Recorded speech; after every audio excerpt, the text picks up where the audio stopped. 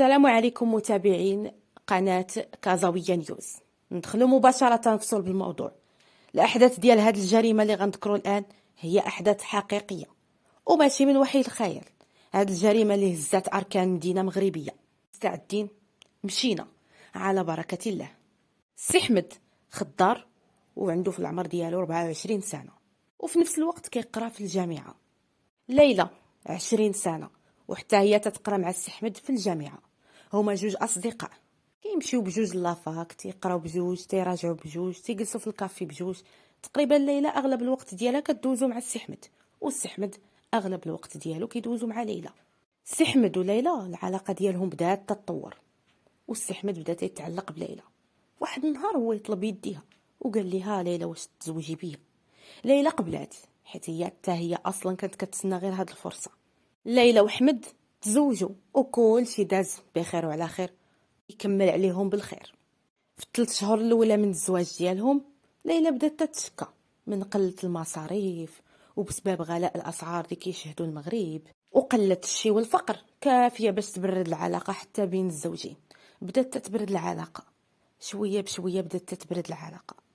ليلى فين ما كانت كتخرج كان ديما تيتبعها واحد الدري، واخا هو عارفها مزوجه بقى حاط عليها العين، ولكن هي بحكم انها مرا مزوجه تخاف دير شي حاجه تغضب الله، ما كانتش كتجاوبو كاع. ولكن واحد النهار بدا الشيطان تيلعب ليها في راسها، وبدات حتى هي تيعجبها واخا هي مزوجه، والطامه الكبرى كاع حامله وب3 شهور. خونا بقى تابع ليلى ديما فين ما تتخرج ليلى تتلقاه جالس في الطوموبيل ديالو، وبحكم انه ضارب حديده زوينه وحسن ما راجلها في الماديات وحتى في الشكل بالنسبه لليلى. بقات هكاك حتى لواحد النهار حصلها في واحد الزنقه وقال ليها خلي لي النمره تاع التليفون، بغيت نقول لك شي هضره مهمه. وقالت لي ياك انت عارفني مزوجه، اش بغيتي عندي حشومه عليك. قال لها والو، خلي لي غير النمره ونقول لك اللي عندي ومشي الله يعاوني. قبلات ليلى، عطاتو النمره تاع التليفون، مشات للدار، بقات كتسناه بفارغ الصبر باش يصوني ليها، باش تقول لي راني ندمت على حيت عطيتك النمره وعطيني اتساع راني مزوجه وحامله. ولكن غير صيفط لها ميساج في الواتساب، كاع دوك الافكار اللي كانوا عند ليلى طاروا. ضربات على البروفيل ديالو وشافت الحديده اللي ضارب واللباس اللي ضارب، وبحكم قله الشي عجبها.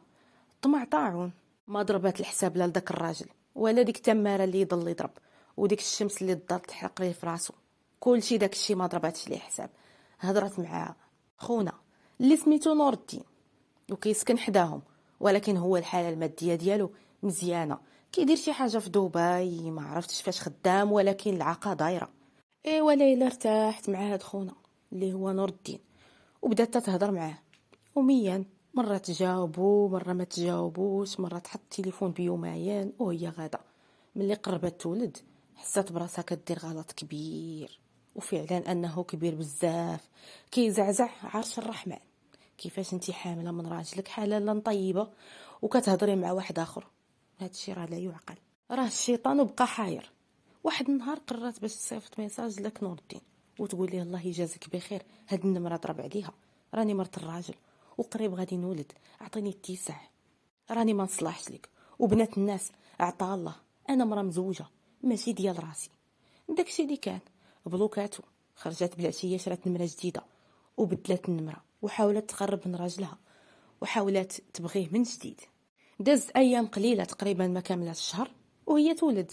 ولدات واحد الوليد وسماتو عبد الصمد. عبد الصمد بدل ليها حياتها بزاف، ولا شاغل ليها وقتها وشاغل ليها عقلها. واخا الفقر وقله الشي وداك الشي كله قدرات تجاوزو، ولفات على الفقر وصبرات مع راجلها بحكم ان راجلها راجل درويش وعلى قد الحال ونيه. والله يعمرها دار وتعاملها بحال شي اميره، واخا ما عندوش الفلوس ولكن التعامل ديالو حلاوه اللسان كنز. وبقات العلاقه طيبه لمده تقريبا ديال 5 سنين، وهي العلاقه مهدنه وطيبه، وصبرات معاه وتا هو ولا تيخدم كتر وتيدمر كتر حيت زادت عندهم المسؤوليه. الوليد عبد الصمد كثروا عليهم المصاريف، ولا مسكين تيخدم ليل ونهار، تينعس غير 5 السوايع وتيخدم السوايع كامل الاخرين ديال النهار. تيضرب تماره ديال بصح غير باش يسعد ليلى ويسعد ولده عبد الصمد. بقات الحاله عفوا هكا مستمره والامور على ما يرام.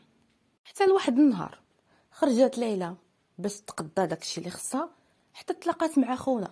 عقلتو على خونا اللي كان خدام في الامارات وكان مرفاه ولاباس عليه، وكان طمع في ليلى وقلبت عليه ليلى ونعلت الشيطان.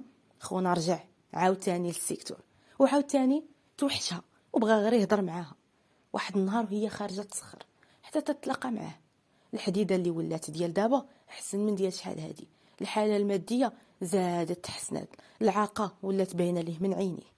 السيده مع قلة الشي والطمع وما كان مولفاش بالفقر، وفي دار باها كانت ميسوره وحالتها الماديه مزيانه، طمعات عاوتاني والطمع تاعون. عاوتاني ليلى عطاتو النمره تاع التليفون، وعاوتاني خونا بدا تيهضر مع ليلى، وهاد المره الاسلوب جد قوي ومقنع. تيهضر معاها على اساس انه باغيها للحلال، غير تطلق من السي احمد وتمشي ليه ويتزوج بها ويديها لدبي ويعيشها ملكه. ليلى بدات تدخل معها الوقت، وبدات تتعلق به، وبدات عاوتاني تطمع، وبدات تتهرب وتتبعد من راجلها، بحكم اصلا هو مسكين النهار كامل وهو خدام، تيجي بالليل عيان مسخسخ ما كتشوفوش، كيبغي غير ينعس. نهار كله هو عليه الشمس، الشتا، الحر، وهضرة الناس، بطاطا 60 ومطيشات 8 دراهم، وخا هاد الاثمنه ما بقاوش. ايوا بقات العلاقه بحال هكا، والشيطان دخل بيناتهم، حتى لقات راسها ليلى مصاحبه مع خونا، دايره معاه علاقه في التليفون، ولاو كيخططوا كيفاش يتلاقاو في شي كافي ويجلسوا الراس في الراس ويهضروا شويه، حيت التليفون ما بقاش قاضي الغرض. وداك الشيء اللي كاين، بدات تتلاقى معاه وتتواعد معاه. والسي احمد مسكين راه غاطس في تماره وفي الشموسات وفي التكرفيس باش يجيب لقمه العيش لهذيك المراه اللي كتخونو في ديك اللحظه اللي هو عيان مدقدق خدام كيبيع الخضره، هي راه جالسه مع صاحبها الجديد. لواحد النهار شافهم شي واحد ومشى قالها السي احمد، قال لي ها السي احمد، ما كنتش بغيت نقول لك هاد الهضره، ولكن اخويا راه ضربتني عليك النفس، راه خويا تهزيت من الداخل ما قدرتش نصبر. مرتك راه كتلاقى مع واحد خونا في الكافي، وهاد خونا هو فلان اللي ساكن حداكم اللي كيمشي لدبي، داك خونا. سي احمد ما عرف باش تبلا، الارض دارت بيه. اخر حاجه كانت كيتوقعها هي ليلى تكون كتخونو، اخر حاجه كانت غتجيه لبالو. مسكين تهد، واخا درويش فاض وتعصب، وبدا تيهرس في ديك الكروسه ديال الخضره وتيحيح تعصب. مشى للدار، دار راسو ما كاين والو، لقى ليلى داخله مصبغه الضفران دايره بارفان طلقه شعرها، تاكد بلي بصح كان عندها شي موعد، حيت ما يمكنش المراه تخرج بهاد الحاله كامله وهي ما كديرش هاد الحاله حتى في دارها، غير باش تمشي تسخر ولا تشوف والديها، ولا يعني تاكد غير من هاد المساله هادي، عرف باللي كاينه شي حاجه، وباللي بصح الهضره اللي قال ليه خونا ماشي كذوب، وباللي بصح ليلى خائنه وما تسوى ما تصلح وما كانتش في المستوى. ولكن السي احمد كان ذكي، واخا ماشي ذكي لديك الدرجه، حيت في الاخر سالت هاد القصه كامل بجريمه قتل بشعه هزات اركان مدينه مغربيه كامله، بقى كلشي كيعاود عليها لمده سنه كامله، كلشي تيتحدث غير على هذيك الجريمه. ما علينا، السي احمد دار خطه، قال ما غاديش نصارحها، باغا نقول ليها والو، خصنا نحصلهم ونصفيها ليهم بجوج، نقتلهم وما نعقلش عليهم. اول حاجه دخل ابليكاسيون لتليفونها باش يتجسس عليها ويعرفها شنو كتقول وفوقاش غيتلاقاو وشحال من حاجه. داكشي اللي كاين، دخل ابليكاسيون لتليفونها وبدا يتجسس عليها، لقى الكارثه الكبيره. خونا الاخر عارف باللي اختنا مزوجه اللي هو صاحبها، اكتشف السي احمد باللي هما بزوج كيخونوه، وماشي غير مرتو اللي كتخونو، ولكن الخيانه ديال مرتو ماشي هي الخيانه ديال براني. البراني تيبقى غير براني، ولكن ليلى مرتو ومشارك معاها الحلوه والمره. يا حسره يا حسره. غنحبسوا القصه ديالنا هنا، الا بغيتوا تعرفوا التفاصيل وشنو وقع مورا هاد الشيء كامل، وكيفاش تصفاها السي احمد لمرتو ولصاحبها، كيفاش تذبحهم الوريد الوريد، كيفاش دار ليهم فخ وطاحوا بين يديه ولقاهم في فراشو. هاد التفاصيل كامل غادي نعرفوها في الحلقه الجايه. الا عجبكم الفيديو ما تنساوش ديروا لايك وتبارطاجيوه وتكتبوا لي في كومونتير باللي بغيتوا الكماله، وانا ما عليا غير نحط لكم الكماله ديال هاد القصه اللي قلنا حقيقيه ووقعت بمدينه مغربيه. الى اللقاء.